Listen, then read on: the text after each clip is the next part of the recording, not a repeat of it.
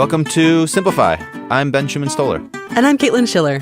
So today we have Ayelet Waldman. Yes. Did I say it right? You did. Okay. Perfect. Ayelet. It's a lovely name. It is a great name. And why did you want to talk to her? So I wanted to talk to Ayelet Waldman because, well, there are a couple reasons.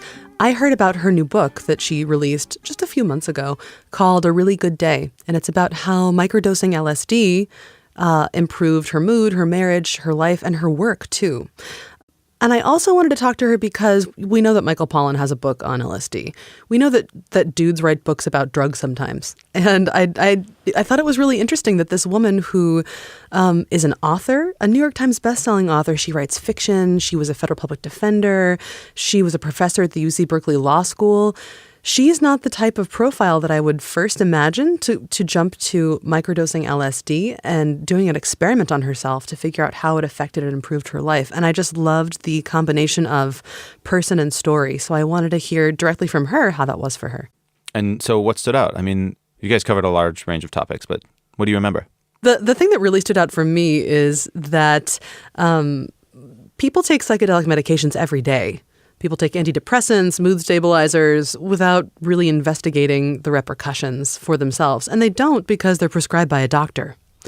That's really not that different from taking LSD or experimenting with psilocybin. It's just that one comes from a doctor's prescription and one does not. But we don't know that much more about SSRIs than we do about LSD and psilocybin. What's SSRI? So an SSRI is selective serotonin reuptake inhibitor. And it's used to treat major depression. So anyway, what stood out to me was that we don't know that much more about SSRIs that doctors prescribe for us than we do about psychedelic medications like LSD and psilocybin. And that kind of fascinated me. And we have 2 episodes this season about drugs. Yes. So are you interested in this right now, or is this... I'm especially interested in enhancing my experiences. Am I interested in this right now? I guess I am. To be honest. We live in Berlin, right? And I took a psychedelic breathing course earlier this year, which was really interesting. Mm-hmm. And that made me curious about other psychedelic stuff. And I had friends who had tried mushrooms for the first time a couple of years ago and had these really interesting, insights about life. And I've been just sort of intrigued by all of it. Also that marijuana was recently legalized in Canada. It was in the news. So, yeah, I guess I have been interested in these things, but they've also been sort of top of mind because of situational stuff, not because I'm going to go home and take a bunch of mushrooms tonight. Macrodose. Macrodose. No, but I think you told me the other day, I mean, there's also something about the effectiveness, right? Now, more and more research is being done.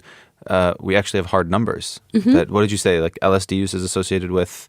With a 36% drop in suicidality among people who are suicidal.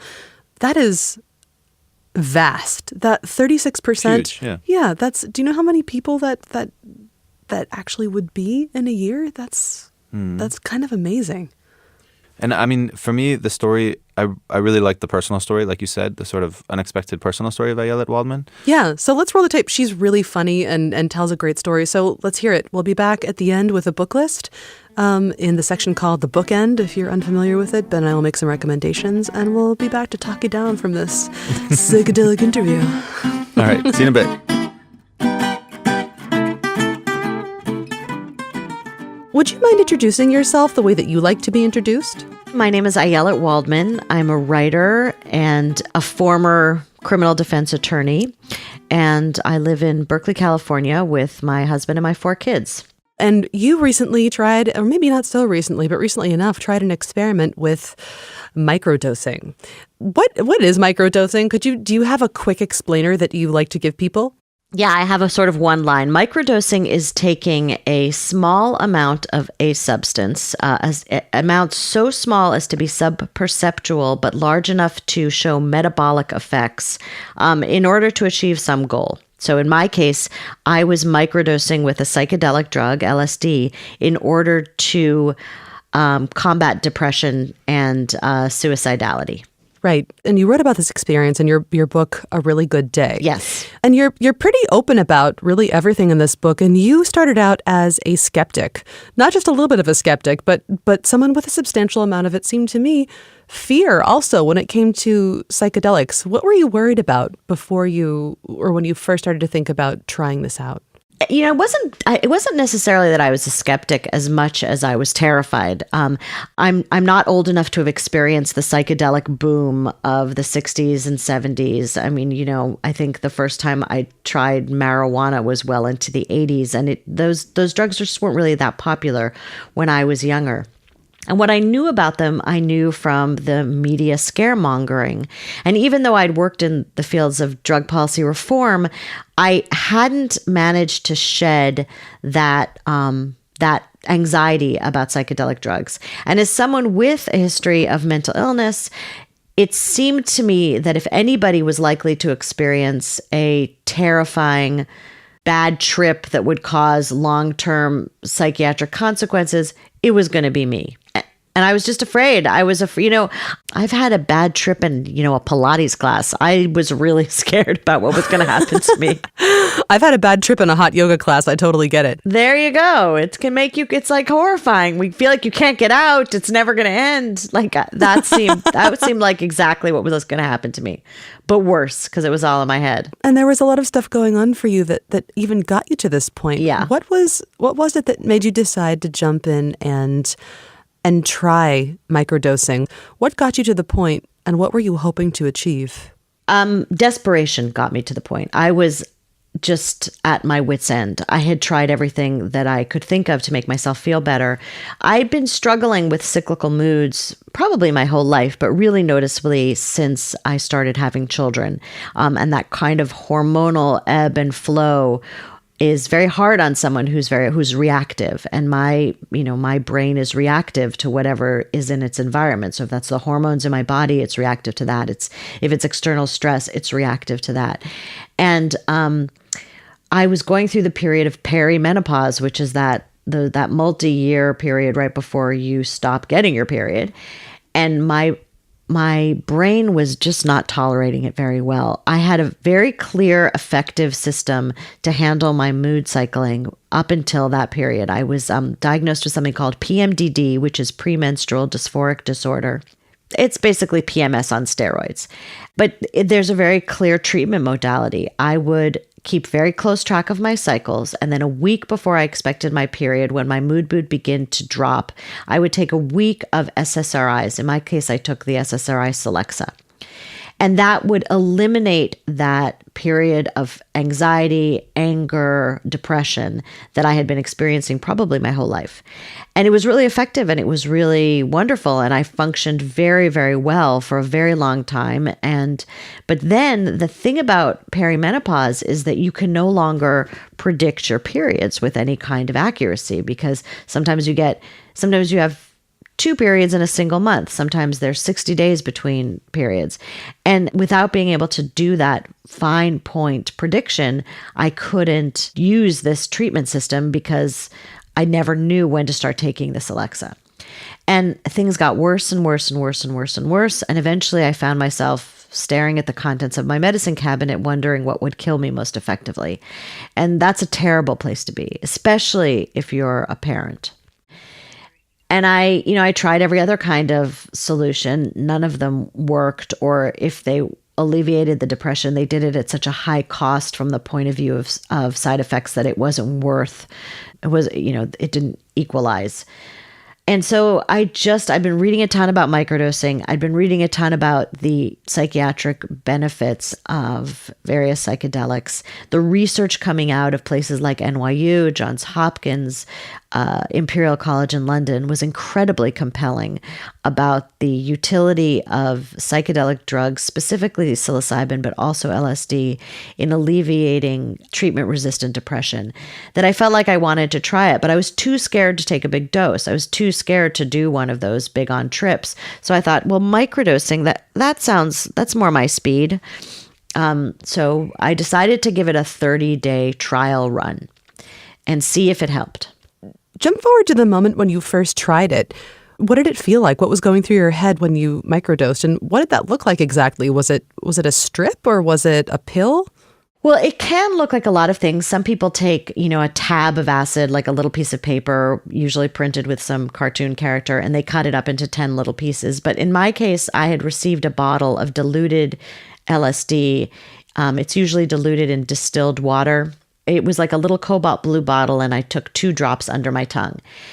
And nothing happened at all. So I was sitting there and I thought, well, I think I'm just going to go to work. So I sat down at my desk and started working, and working went well. It was fine. And then I looked up and I looked out the window, and the dogwood tree, which was then in my yard, had burst into bloom. And I had this thought, which wasn't like, oh, the flowers were taking flight from the tree. It was just, oh, look how beautiful, the dogwood is in bloom.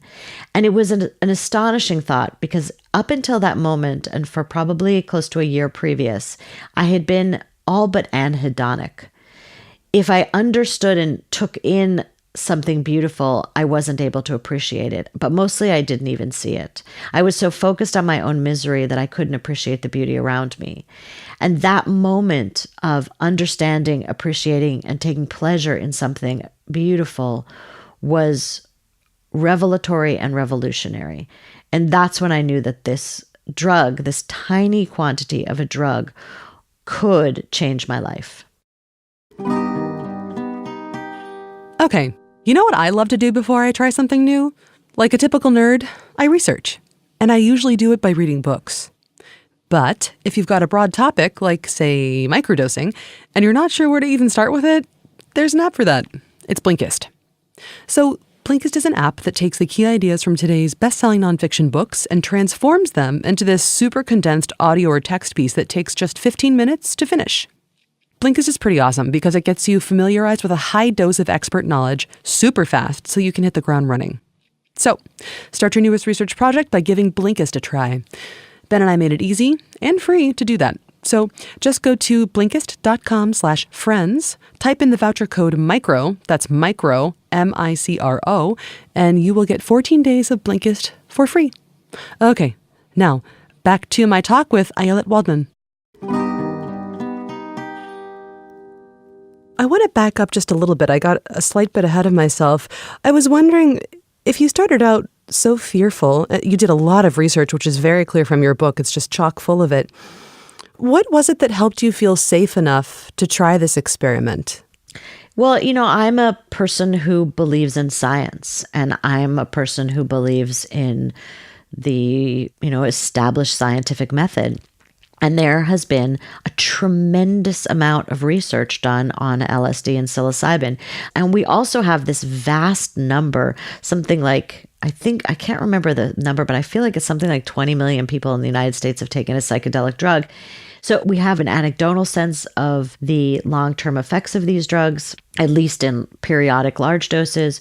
So it was easy enough to assuage my fears. I mean, what I always find so ironic is that so many people take psychiatric medications. They take SSRIs, they take other kinds of antidepressants, they take a mood stabilizer, and without any research being done, without doing their own personal investigation of the science. And if you start to dig into the science, we really don't know that much more about SSRIs than we know about psychedelics. I mean, we have these studies that have been done, but there is not the same kind of long-term study that there are of other drugs. I mean, we're only getting into the point now where we can see people who've taken them for 20, 30 years. I mean, we don't even really understand the mechanism. We think we understand the mechanism.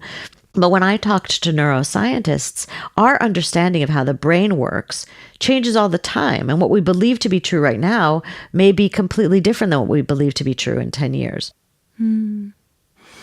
Yeah, it's amazing to me how very maligned psychedelic drugs are. Actually, you cite a Journal of Psychopharmacology study that proved that using psychedelics could produce something crazy like a 19% reduced likelihood of psychological distress, and I think something like a 36% reduced likelihood of suicide in people who used it. And that's remarkable to me. I mean, so again, one study doesn't necessarily prove anything. It has to be replicated. But there is compelling evidence that psychedelic drugs are inversely correlated with suicidality, meaning that similarly situated individuals who take psychedelics are less likely to experience suicidal ideation or to attempt suicide than similarly situated adults who don't. I mean, I would like to see a lot more research to verify those results, but that's a pretty compelling result.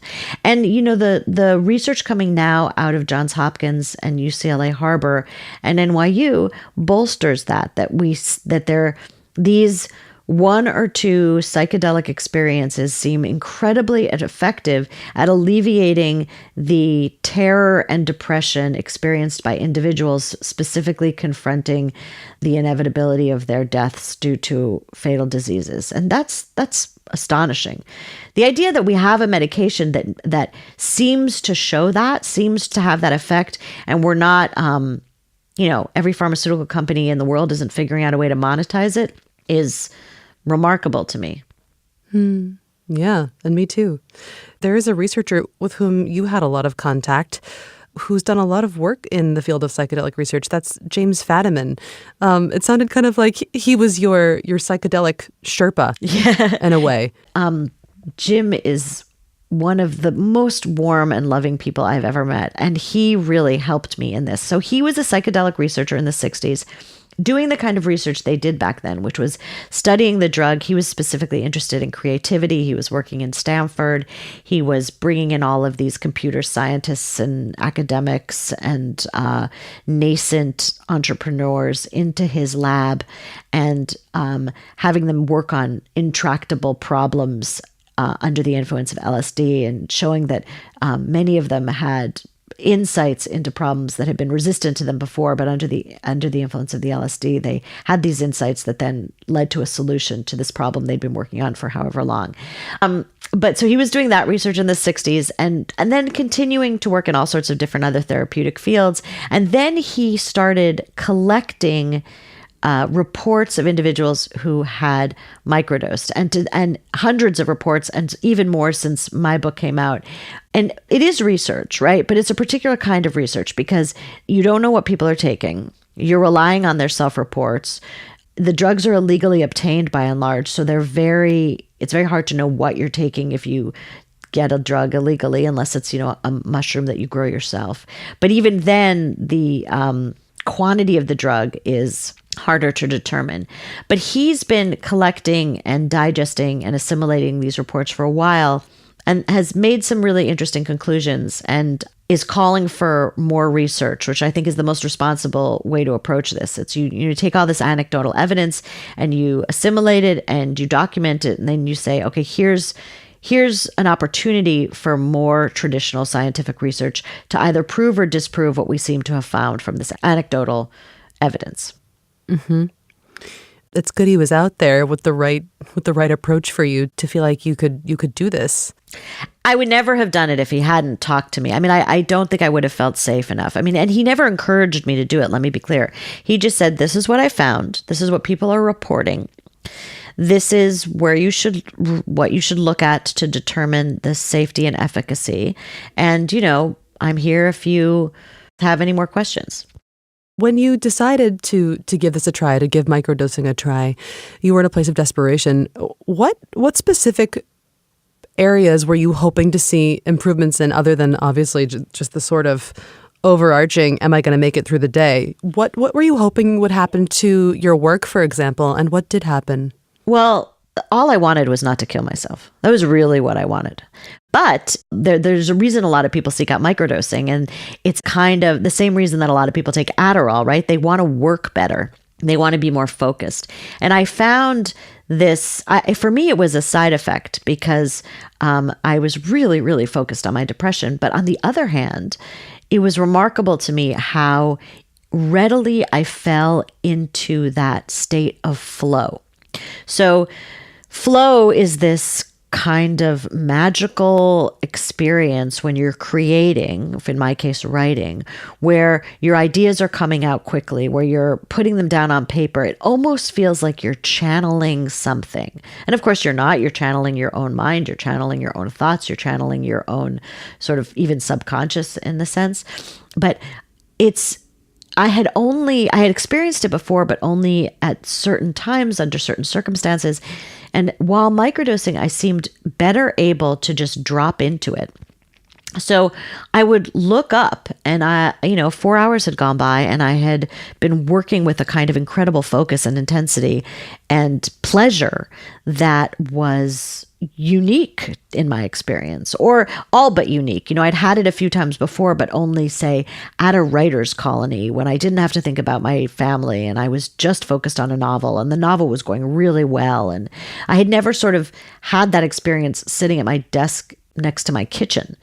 And that was really exciting. I wrote the first draft of A Really Good Day in that month, an entire first draft of a book. And that book was a really complicated book. It was a book, I often say that it's the book that LSD wrote, not because it's trippy, but because what psychedelics like LSD seem to do, and again, we're just learning what they do, but they seem to do is allow different parts of your brain that don't normally communicate to communicate in unusual and novel ways.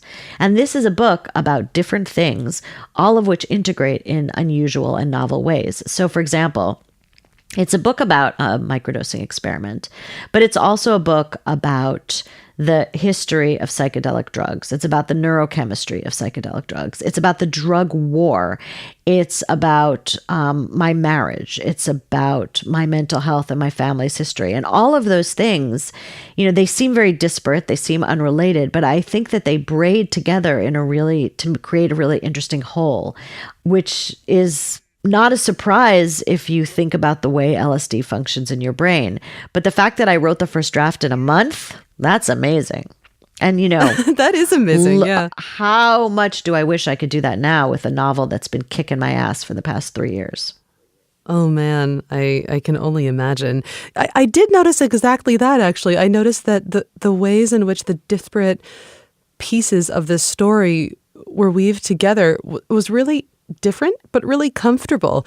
The parts at which you verge into speaking about the war on drugs, and then just back to your marriage, and then all of a sudden I'll have an update on, how you felt that morning. It was all very organic and felt really good, and it kept me interested in the story. But at no point did I feel like anything didn't belong there. Oh, I'm so glad. That makes me feel really happy.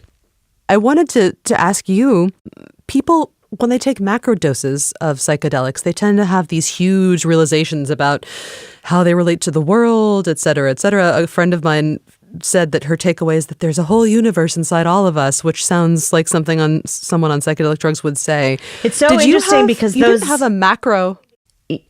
No, I did not. I didn't have that. I mean, and I always think that those those reports of psychedelic insights sound so trite, but if you actually think about them, they are deeply profound. They just sound trite because they seem so familiar. But on the other hand, to really have some deep understanding of your place in the universe is a profound idea and experience.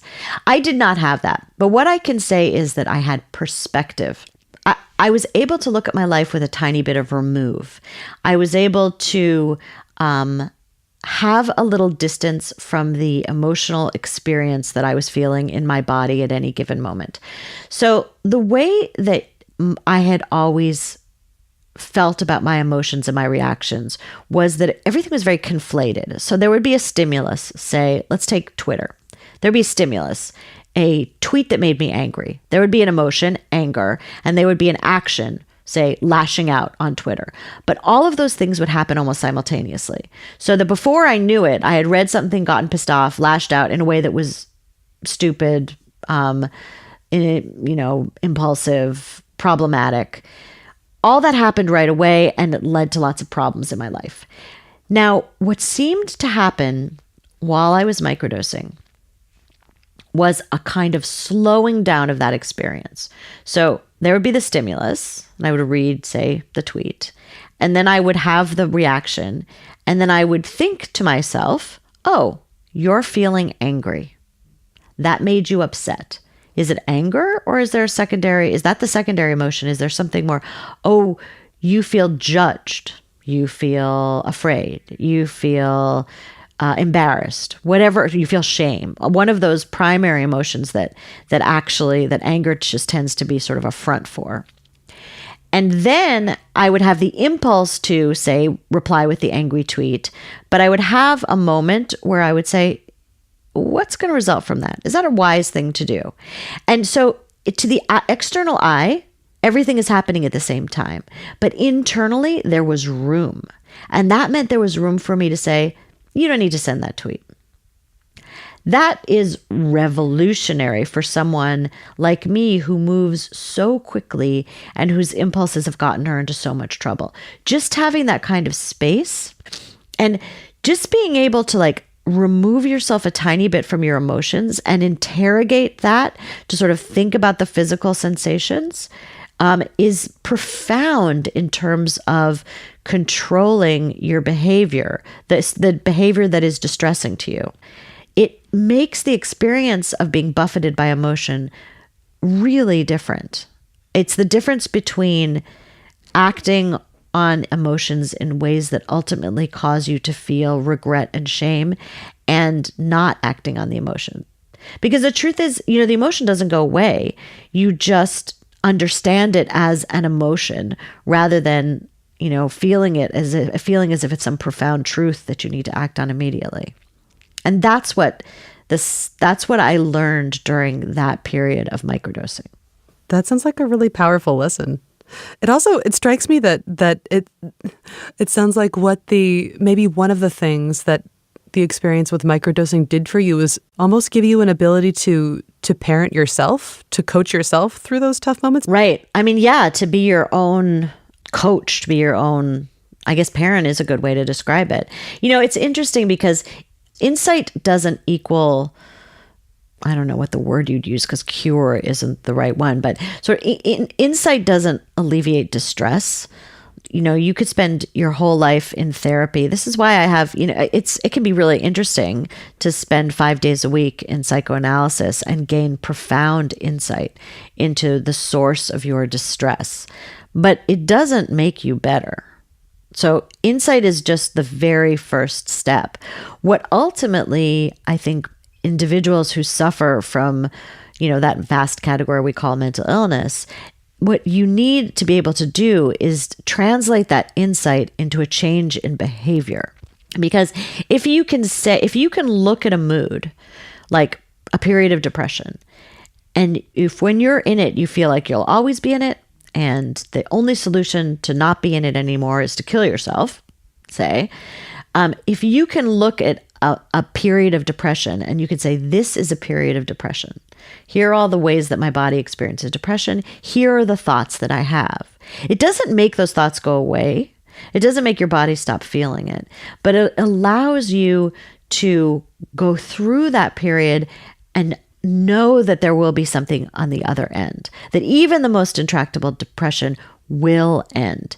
And it's the hopelessness, I think, and the feeling that you have always been and will always be depressed, which is not a true thought, but it's that thought that, at least in my case, and I think in others, leads to the desire to commit suicide. And that sounds like a really good thing.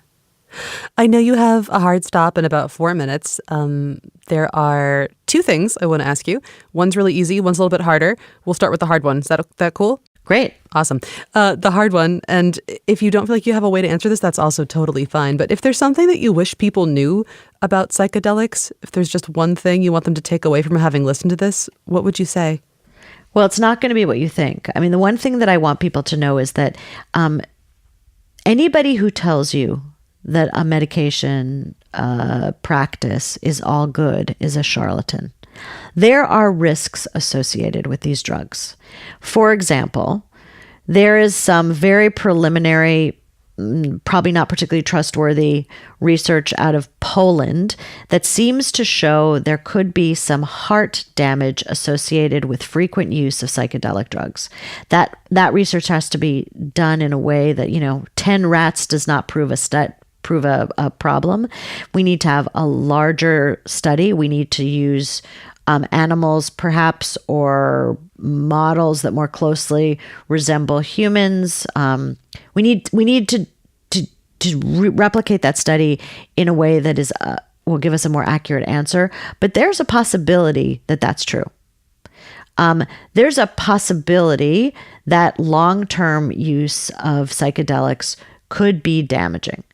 And I want people to understand that just because the research doesn't show now any long-term detrimental effects doesn't mean that it's not going to. So everybody needs to think very hard about risk and reward before embarking on any kind of adventure like this.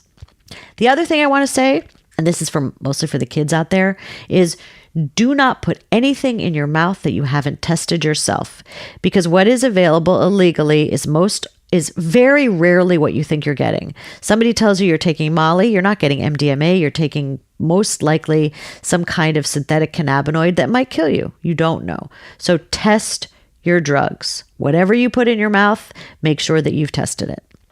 And you can buy your tests on Amazon.com, by the way. Amazing. So now the easy question? Well, I hope you get a cut for that Amazon plug too. The easy question is, you're a writer and are around books a lot. I always like to ask people what they've read lately that they've enjoyed. Oh, great. I have some amazing books that I have enjoyed recently. First of all, if you haven't read Jane Gardam, I am so jealous of you because you have just the most delightful experience in store. Old Filth is a marvelous book. Everybody should read it right away. If you haven't read Laurie Siegel, she is a tremendously underappreciated, magnificent writer who you should also read right away. And the last plug I'll give is for a book that just won the Pulitzer Prize, Less by Andrew Sean Greer. And if you want to not be depressed, this is this wonderful, delightful, beautifully written, hilariously funny book that it's scrumptious. I do not hear that word enough. That's it. Great. Thanks so much for talking to me. Yeah, thank you so much. Nice talking to you.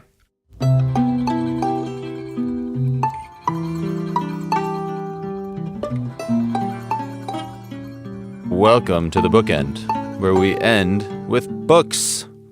Hooray, books. All right. So confetti. Yeah. So is there anything you want to sort of nail down from the interview? Like anything that people should really walk away with? Well, apart from what we talked about in the introduction, I think the other thing that's really interesting, the thing that was interesting to me anyway, about Ayelet's experience is how microdosing allowed her that little bit of space, that buffer time between having an emotional experience and reacting. And that's really what unlocked everything for her. For some people, meditation does that. For others, microdosing LSD does that. Right. For still others, I'm sure there are other things. Like, what do you do to make sure that you don't fly off the handle? I had a coach. This comes from Viktor Frankl, right? This is one way to think about this is from Frankl's. It's called the pause. There's a stimulus, and then there's your reaction. But there's always there's always a space in between. And this how you decide how you're going to respond, and you own that space. You own your response. And I think for me, it was really just drawing it on paper. So my coach kept being like, no. Look, there's a stimulus, then there's a break, and then there's whatever happens after that. So just give yourself that break.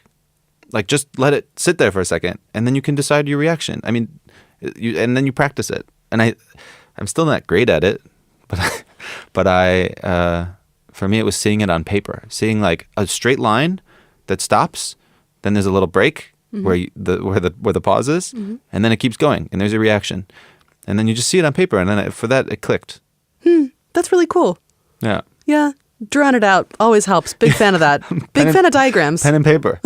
Who knew? Let's get into books. Cool. You got books? I got do. books. You start. I will. All right. So the first book is actually is written by another guest on this season of Simplify. It's called Meditation for Fidgety Skeptics.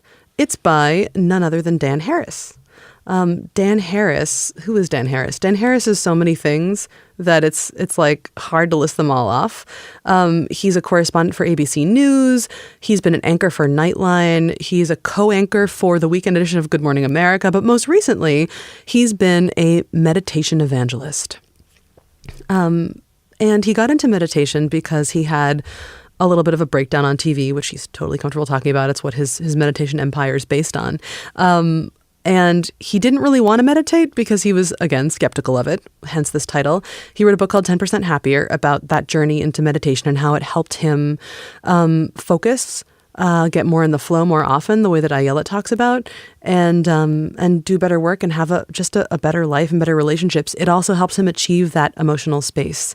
But he wrote this book most recently called Meditation for Fidgety Skeptics, and it's a bunch of really practical exercises that you can do if you're a person who is a fidgety skeptic. You don't necessarily identify as a meditator. There is a thing that he refers to as free-range meditation, which is ways to just make things that you do in your everyday life into a meditation, like walking, like, taking a pause for literally 1 minute and making that into your meditation moment.